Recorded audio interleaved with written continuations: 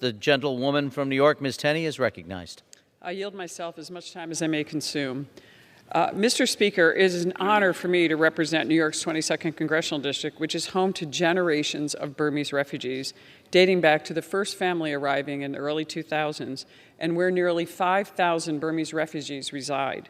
On February 1st of last year, Burma's military seized power in a violent coup, ending 5 years of flawed but promising democracy, dragging Burma back into a brutal military rule.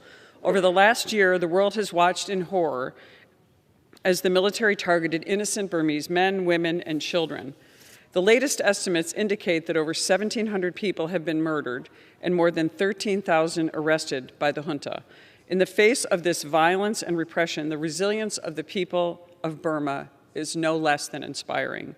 The legislation we are considering today is an important step forward in standing with the people of Burma and holding their perpetrators accountable. The Burma Act will impose mandatory sanctions on the military regime as well as entities that continue to support it.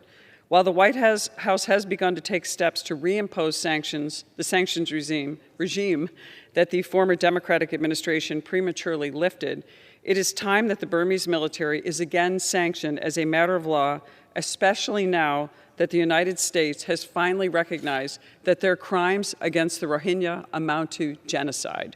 Now more than ever, I urge all to remain committed to the people of Burma's quest for democracy, for peace and freedom, to oppose this affront to human dignity.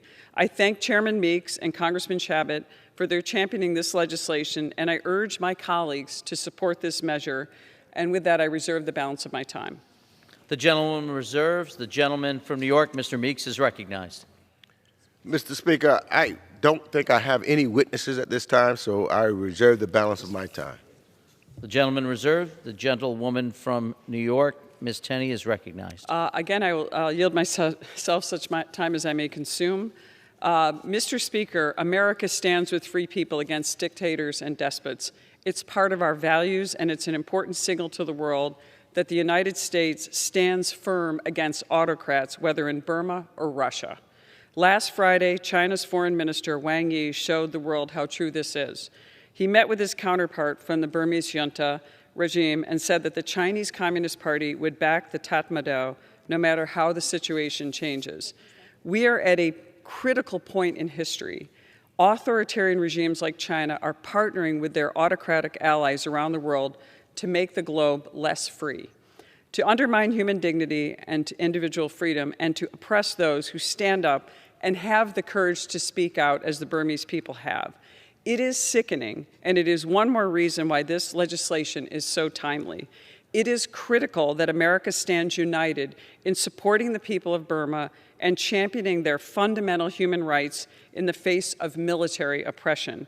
I will continue to be a voice for this community as we fight to oppose this affront to the people of Burma's dignity and freedom and quest for peace. I once again urge my colleagues to support this measure and yield back the balance of my